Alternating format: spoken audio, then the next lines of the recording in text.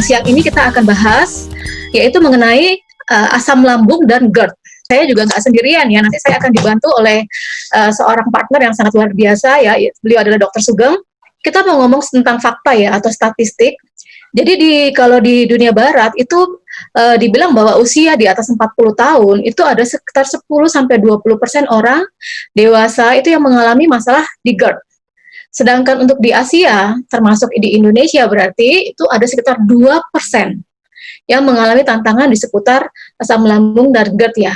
Kalau kita mau ngomong Indonesia, ada sekitar 250 juta penduduk, 2% itu angka yang cukup besar ya, berarti sekitar 5 juta loh yang mengalami masalah di seputaran lambung itu ya. Nah, di sini saya akan mengundang ya, kita lebih afdol kalau kita ngomong langsung dengan pakarnya langsung ya, seorang narasumber yang luar biasa yang menyediakan waktunya siang hari ini. Beliau namanya Dr. Sugeng. Saat ini ya masih tetap praktek ya selama 20 tahun ini ya, 26 tahun tepatnya sudah berprofesi sebagai dokter, dan 12 tahun terakhir beliau ini kerjaannya keluar masuk ruang operasi. Iya dok, benar ya, katanya 12 tahun terakhir ini kan keluar masuk ruang operasi itu. Ya, sebulan itu bisa berapa banyak ya. yang dioperasi itu dok? Ya, kurang lebih kalau setahun ya ada 1000 deh. Ngeri kali, 1000 yang didodel-doel ya. Nah dok, kalau ngangkat tema yang siang ini, ada nggak pernah dokter ngalamin masalah gini, operasi pasien yang mengalami masalah di lambungnya, yang berhubungan dengan tadi itu asam lambung dengan GERD ya, dalam kondisi yang parah sehingga harus dioperasi dok? Sering saya jumpai ya, hampir setiap minggu itu ada operasi mengenai lambung, di mana lambungnya karena luka akhirnya bocor, kemudian isi lambung semuanya keluar. Nah, kalau operasi seperti itu taruhannya nyawa, terus kemudian biaya juga mahal. Kalau di Surabaya, jadi bisa ratusan juta habis. Nah, alangkah baiknya kita mencegah sebelumnya ya. Kita harus tahu dulu definisinya. Jadi, kita masuk dulu dengan sindrom dispepsia, di mana setiap gangguan pencernaan, misalkan mual, muntah, mules, kembung, mual-mual ya, itu namanya sindrom dispepsia. Kemudian, kalau sudah dilakukan pemeriksaan endoskopi, dilihat mukosa lambungnya ya, kelihatan inflamasi, infeksi atau erosi, baru disebut gastritis. Jadi ini gastritis dibagi dua, karena infeksi dan non-infeksi. Kenapa lambung bisa infeksi? Padahal pH-nya kurang lebih 2. Apapun di sana biasanya mati. Sejak tahun 82 oleh dokter di Australia, mereka menemukan satu bakteri yang hidup di asam lambung yang pH 2 itu, yaitu salah satunya Helicobacter pylori. Sekarang malah lebih banyak lagi kumannya. Kemudian yang berikutnya GERD. GERD atau bahasa kerennya gastroesophageal reflux disease, yaitu hubungannya dengan asam lambung yang tinggi, terus gangguan pintu lambung. Nah, kita lihat pintu yang sempit itu di atas itu ya. Nah, ini biasanya menutup. Kalau dia terbuka, biasanya kalau ada makanan yang turun dari atas, kemudian menutup lagi. Tapi pada GERD ada gangguan menutup di sini.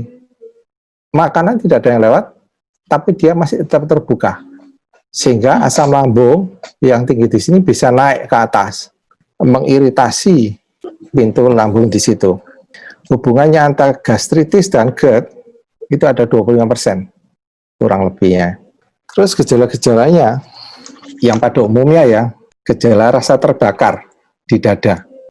Ya, ini patofisiologinya bisa dilihat ya, kalau bisa dipoto juga boleh. Nah, komplikasi yang terjadi di mulut dari esofagusnya ini, atau mulut dari lambungnya, terlihat iritasi seperti ini, sehingga menyebabkan gejala nyeri. Jadi pada pemeriksaan jantung, EKG, dan lain-lainnya itu tidak ada kelainan. Kemudian gejala yang berikutnya pada umumnya, kalau kita tidur, seperti ada cairan lambung yang naik. Jadi rasanya mulut itu ada terasa pahit dan asam juga di situ. Itu komplikasinya ya. Terus penyempitan di sini terjadi ya. Jadi mengganggu proses menelan juga, sehingga rasanya gangguan menelan, nyangkut ya, seperti itu. Kayak rasa ada nyangkut gitu ya. Ini lebih parah lagi. Jadi mukosanya sudah terjadi seperti ya ada orang pada pakaian militer. Nah kalau sebentar lagi dibiarin dia jadi cancer. Waduh, bisa jadi cancer juga ya? Ya seperti itu. Ada cancer ini tiba ini tumbuh ini benjolannya. Nah kalau sudah seperti ini ya menantang juga akhirnya. Ngeri juga ya. Soalnya ini kan memang karena organ dalam ya. Iya. Ya maksudnya sakit perut kita nggak bisa lihat.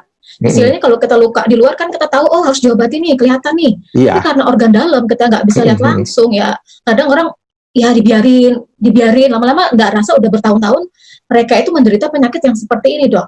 Nah, kalau boleh tahu nih, penyebab dari asam lambung dan GERD tadi itu ada pengaruh dari mana aja, Dok? Gaya hidup kah, makanan minuman kita, atau dari pikiran kita bisa pengaruh nggak, Dok? Pertama yang harus kita perhatikan yaitu bisa dari pintu lambung yang rileks, yaitu dari makanan, dari gorengan atau daging yang tinggi lemak. Kemudian dari produk-produk yang mengandung susu, terus coklat, kafein, merokok, bawang putih, peppermint.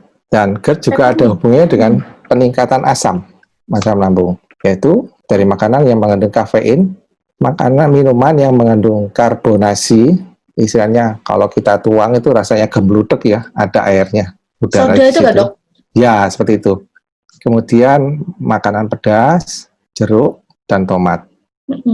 Kalau makanan berkafein, gimana nih, Dok? Yang suka kopi ini, Dok? Karena GERD ini kan makanan itu yang tadi disebutkan itu kan nggak bisa kita 100% menghindari ya. Ada yang minum setengah gelas kopi sudah timbul, tapi ada yang sampai 2 gelas belum timbul.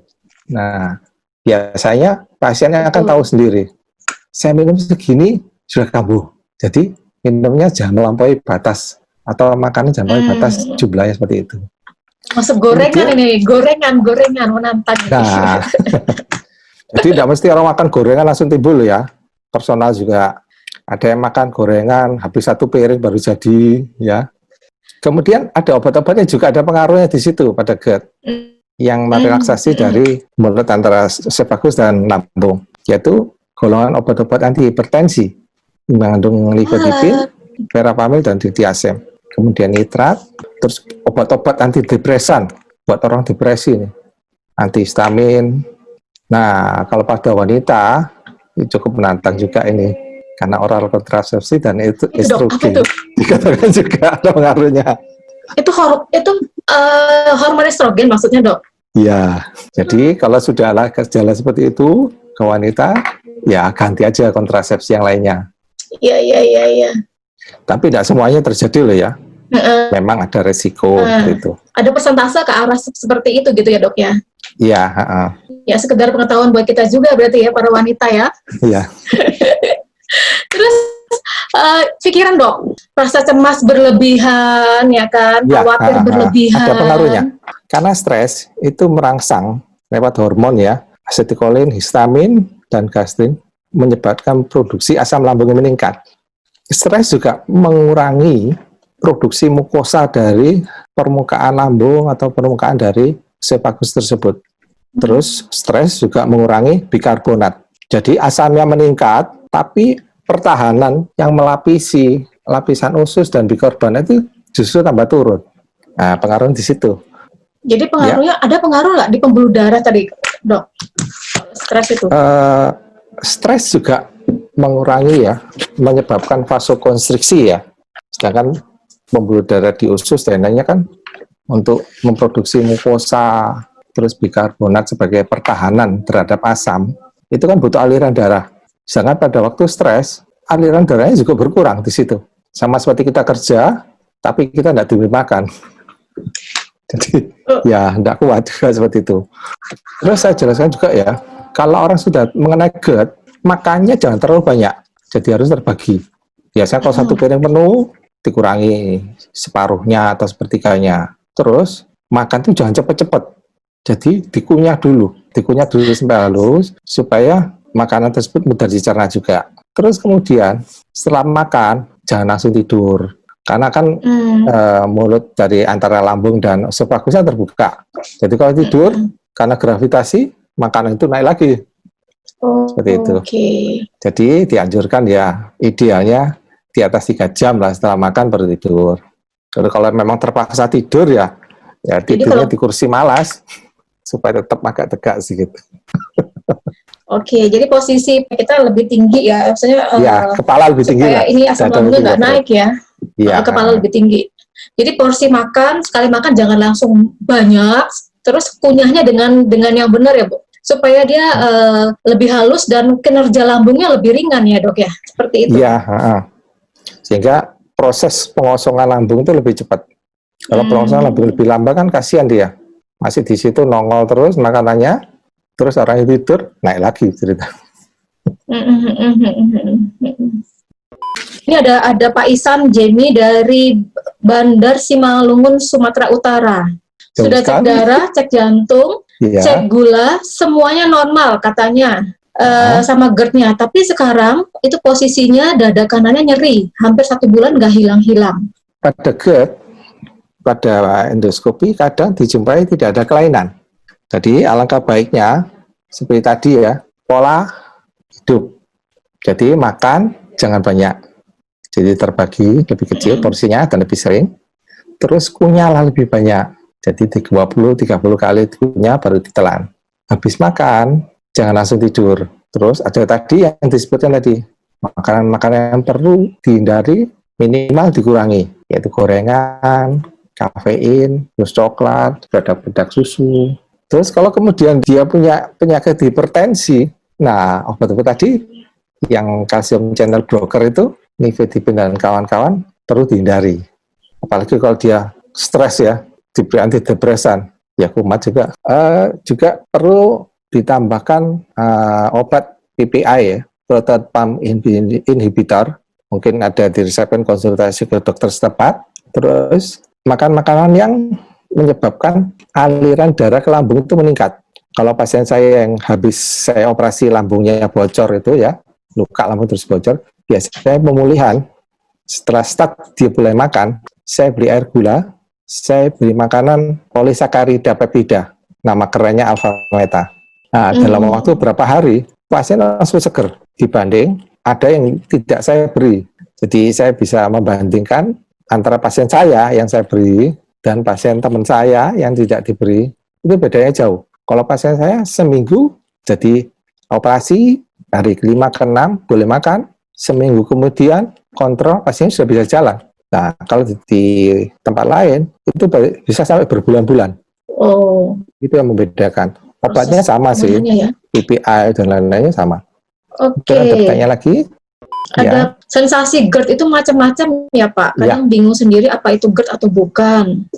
Yang tadi saya sebutkan ya, ada rasa terbakar di dada, bagian tengah ini ya, kadang sampai tembus di belakang, tulang belakang, tengah ya. Terus bersendawa. Jadi saya dalam gelegean gitu ya? Bahasa kerennya gelegean, bahasa kerennya. Gelegean terus-menerus ya?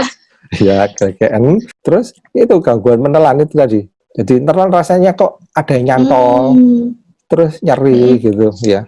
Nah ini ada lagi, saya siang Dok, saya Esther dari Jakarta. Saya mengalami dada nyeri, perut panas, muntah-muntah dan sering bersendawa dan punggung nyeri. Berarti itu sama tadi ya Dok ya? GERD juga ya? Sama, iya, curiganya.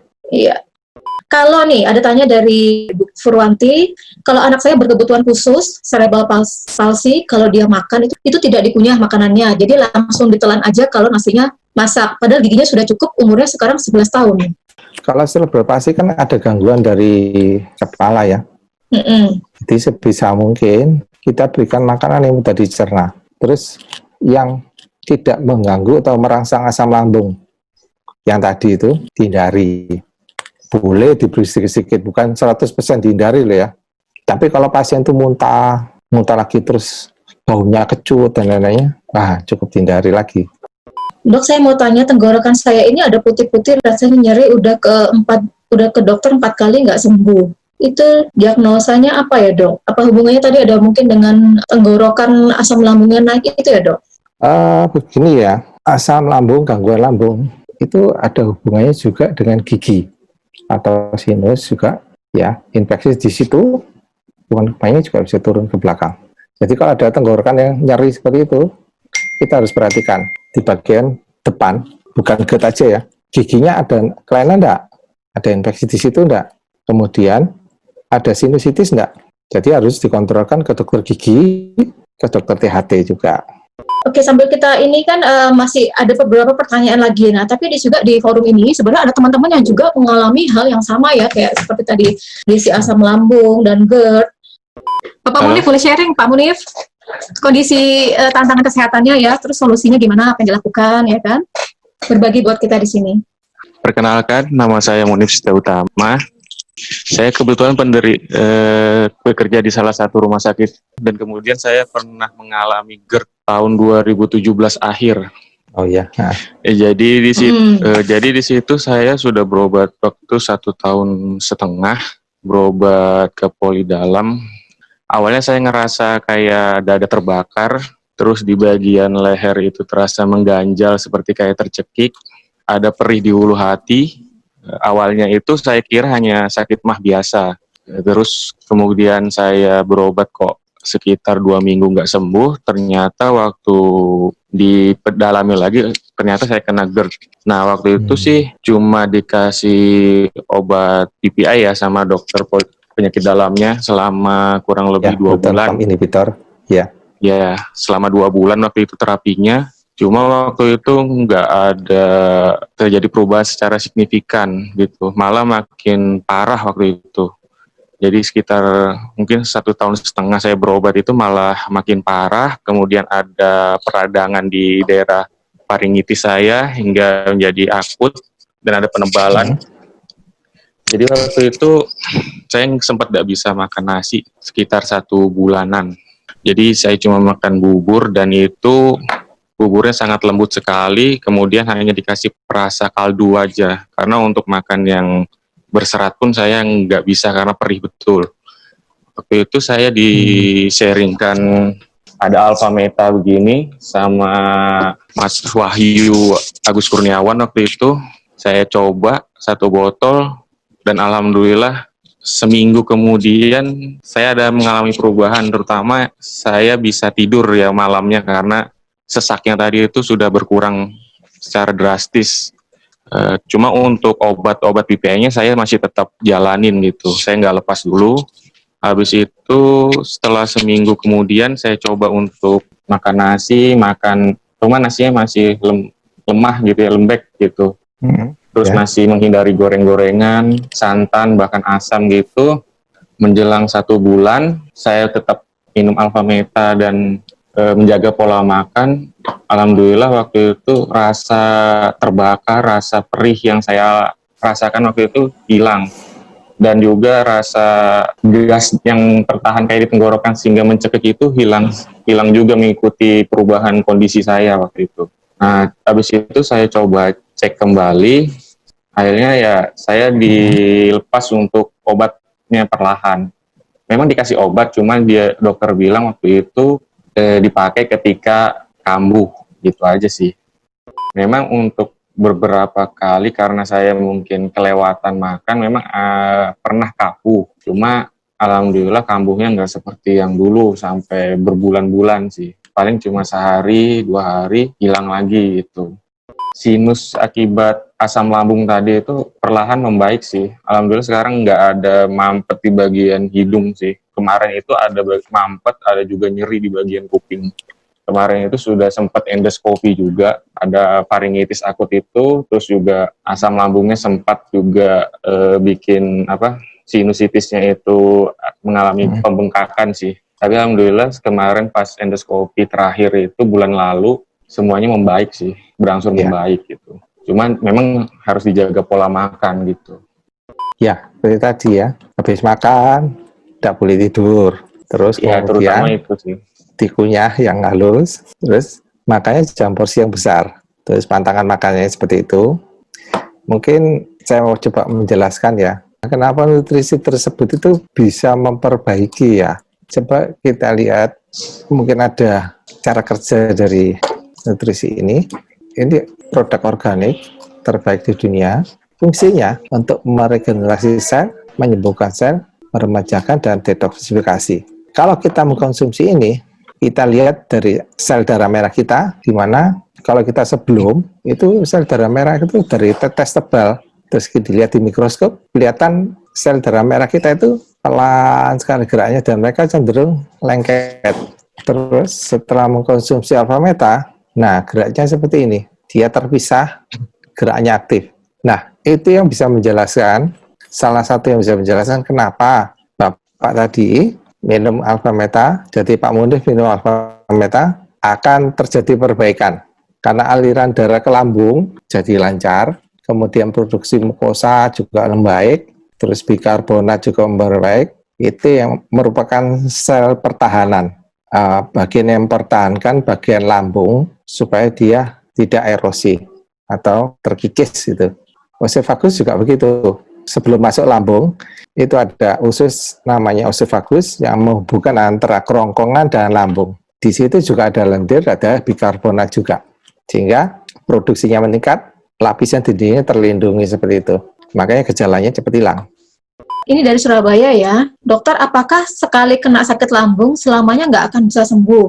Jika sudah tergantung sama obat sakit mah selama lebih dari 5 tahun, apa efeknya ya dok? Sakit mah bisa sembuh, karena kita harus tahu penyebabnya dulu.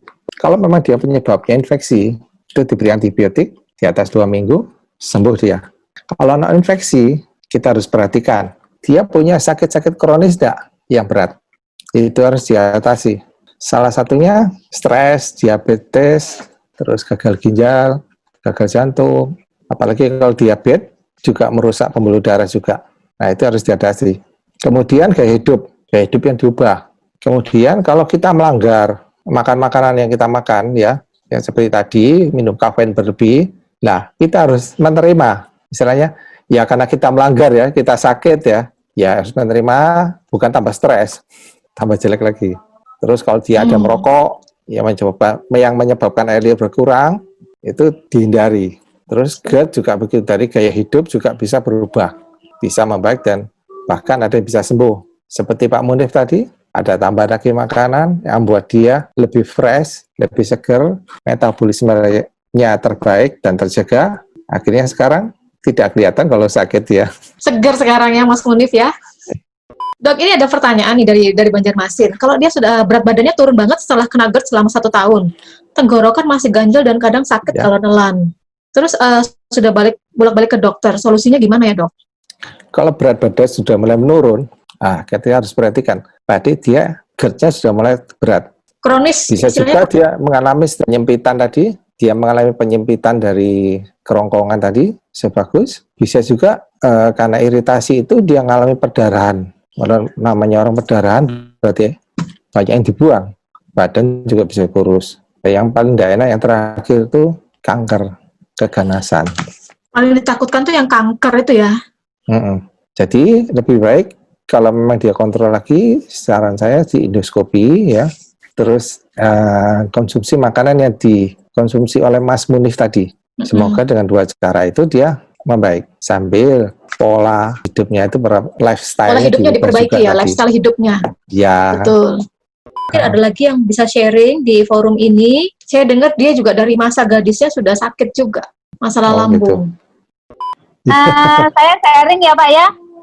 Saya dari boleh. gadis memang saya kena yang namanya lambung ya Pak ya, luka lambung sama mah akut katanya gitu. Saya sudah berobat kemana-mana tapi tidak ada pemulihannya. Seperti yang Bapak bilang tadi, persis apa yang saya alami, yang saya rasakan. Tenggorokan ada rasa ganjel, dada panas, ulu hati nyesek ke dalam, nyesek ke atas kan, sampai napas itu megap-megap gitu kan. Terus sering sendawa, BGN kalau orang Jawa bilang.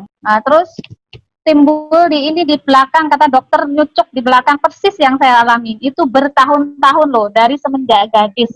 Bayangin itu Bapak itu. Sepertinya penyakit mah ini kayak sepele ya, tapi yang merasakan luar biasa loh saya. Karena apa? Yang saya rasakan di leher ini dingin sekali. Setiap sore senja itu saya sudah harus pakai jaket yang tebal gitu kan. Terus kalau nelen ya seperti Bapak bilang tadi sakit. Terus sering perut sering sebah, sering mual, sering kayak orang hamil gitu. Terus singkat cerita saya ketemu Alpha Meta ini. Karena saya ingin sembuh kan, bertahun-tahun saya mencoba obat apapun sudah tidak ada pemulihan. Akhirnya saya mencoba ini, alhamdulillah baru seminggu kok tidur saya enak. Tadinya saya kan nggak bisa tidur nih. Tidur saya enak. Saya baru nyadar kalau seminggu itu tidur saya enak. Saya ternyata minum Alpha Meta ini ya. Terus sama Ibu Winda, alhamdulillah saya makasih sama Ibu Winda. Nah ini saya pakai Alpha-Spin juga waktu itu saya senterkan di ulu hati gitu kan. Nah lambat laun emas saya itu enak, jadi nggak nyesek lagi. Terus seperti Pak dokter bilang tadi mengenai emah ini ada kaitannya dengan gigi, sama dengan saya, gigi saya ini udah waktu itu juga sering ini dok, sering apa ya, gusi itu sering berdarah, sering bengkak gitu kan. Terus sinusitis saya 2 kali dioperasi dok, sebelum saya minum ini. Dioperasi saya sinusitis ya. Terus migrain itu juga bertahun-tahun. Jadi sekitar 2 tahun lalu lah saya mengenal Alpha Meta ini. Alhamdulillah sampai sekarang saya enggak ada minum obat, ya ada sesekali kalau pas lagi salah makan, karena mungkin saya terus terang aja saya suka lalap-lalap mentah, suka buah nangka, suka ini, kadang-kadang kepingin. Nah nanti kalau udah kambuh saya udah balik lagi, udah hati-hati aja makanannya. Alhamdulillah tapi ada, saya selalu pakai air Alpha-Spin ini sama Alpha Meta. Nah luar biasa, jadi produk-produk JM ini saya bersyukur banget dok, menemukan ini Alpha Meta, Alpha-Spin itu betul-betul saya merasa hidup kembali, merasa ada harapan. Dulu kan rasanya sudah tidak ada harapan karena saya sudah mencoba kemana-mana, dokter ini juga saraf juga, dokter saraf kan, karena sudah punggung saya sudah kena urat saraf terjepit juga kan. Nah singkat cerita minum ini semua, alhamdulillah saya terbantu banget gitu kan. Nah, saya rasa itu aja sharing saya, dok. Terima kasih. Ya, orang sakit lambung atau GERD itu kan personal sekali ya. Kebanyakan masyarakat kita itu habis berobat ke satu kali, terus kok masih tidak enak, dia langsung pindah ke dokter lain. Padahal kalau sakit lambung itu harus kunjungan yang berulang. Karena personal sekali.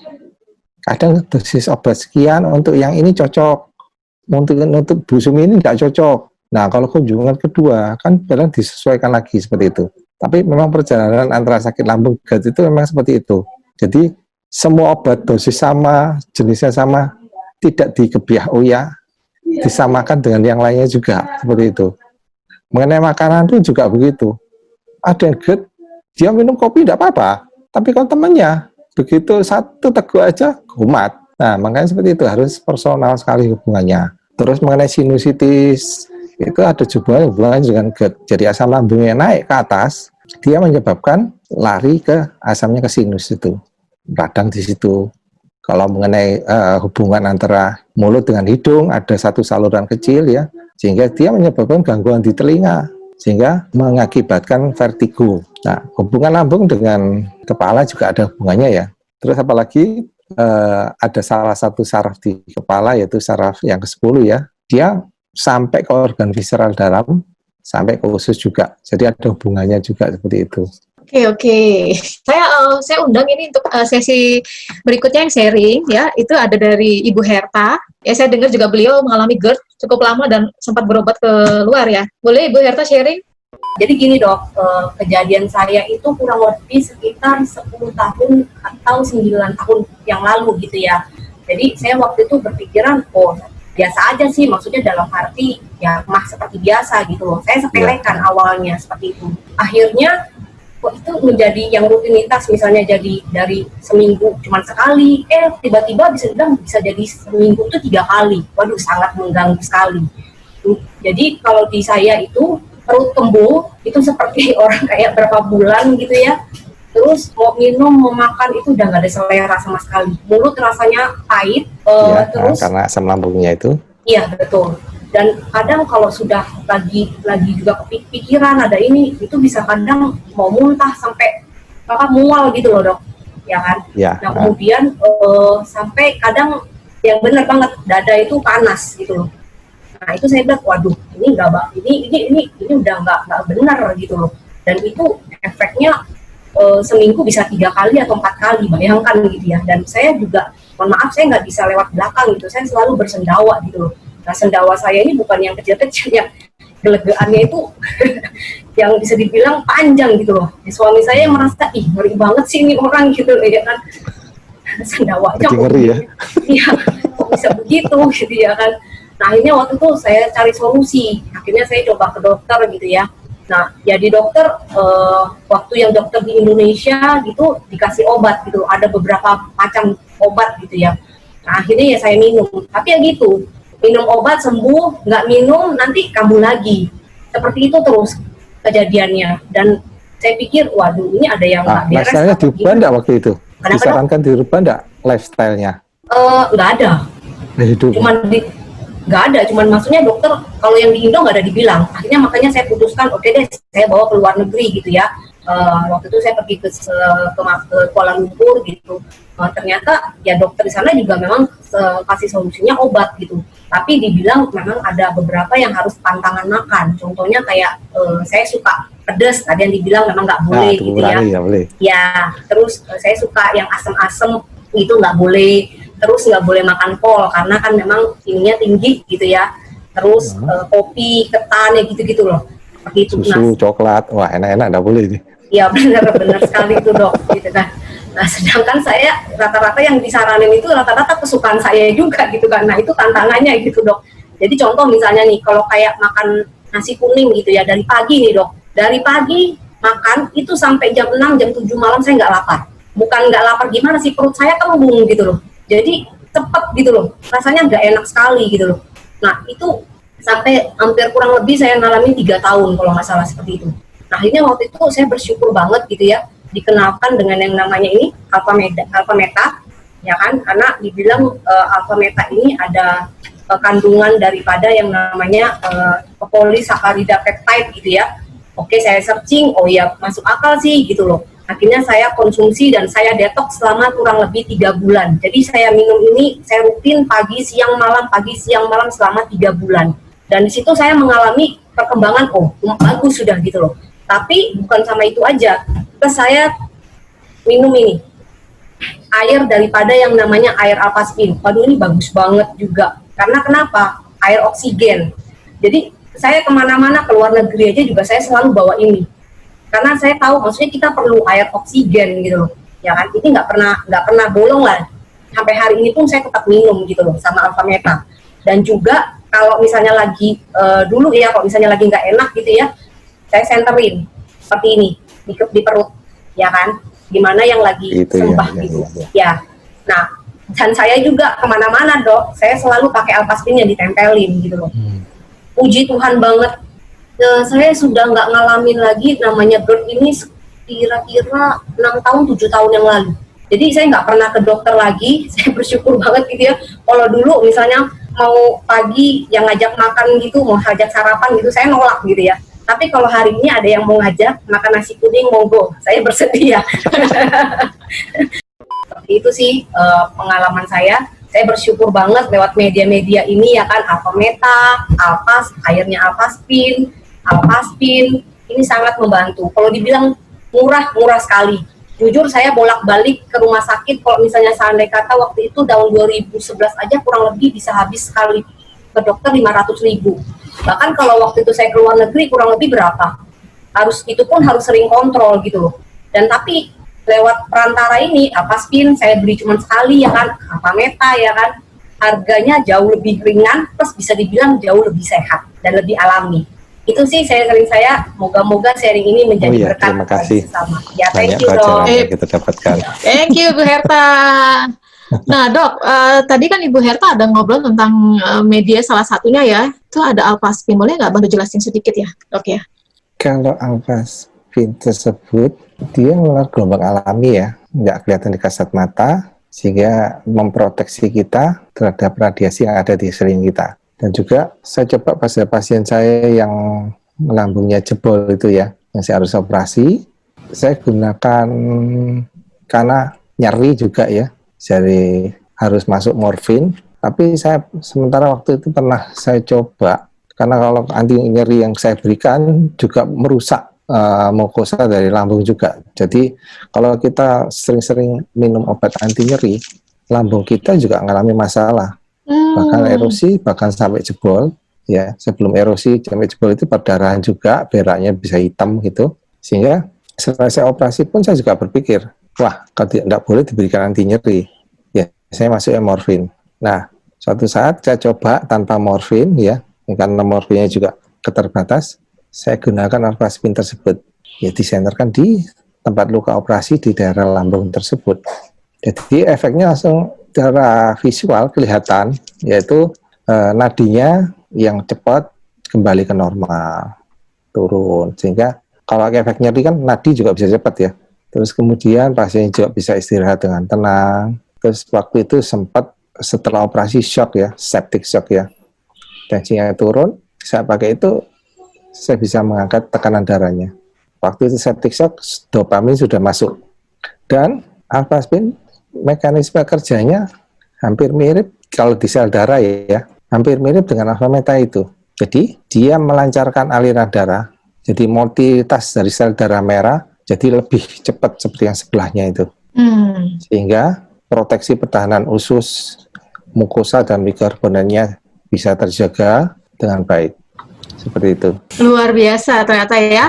Saya merasa ini penting banget loh info saat ini, karena kalau kita bilang tadi ya masalah lambung, tapi kalau dibiarkan kelihatannya sepele, tapi ujung-ujungnya bahaya, malah yang kita takutkan itu kan kanker ya dok ya. Itu ya, minum obat terus-menerus juga nggak bagus seperti itu. Nah, jadi sebenarnya kesimpulannya ya kita terapkan pola hidup sehat ya, healthy lifestyle ya, pola makan. Kalau kita tahu memang kita udah sakit di situ ya, dihindari makanan yang tadi sudah disebutkan oleh dokter ya. Terus jaga pikiran juga, jaga hati, benar ya. Nggak mudah tapi latihan. Dan bagi teman-teman yang pengen tahu lebih dalam tadi tentang media-media yang di-sharingkan, itu boleh nanti tanyakan ke orang yang membagikan link ini kepada Anda. Kita akan sering mengadakan acara-acara seperti ini dengan topik-topik yang berbeda yang saya bilang sangat membantu. Jadi nanti teman-teman bisa juga mengikuti acara-acara kami selanjutnya ya. Mungkin itu aja, udah cukup ya. Dokter terima kasih ilmunya untuk siang hari ini ya, sudah berbagi dengan kami semua di forum ini. Tetap jaga kesehatan, tetap di rumah ya. Kita akan ketemu di sesi-sesi info kesehatan berikutnya ya. Saya akhiri acara siang hari ini. Terima kasih semua. Dah.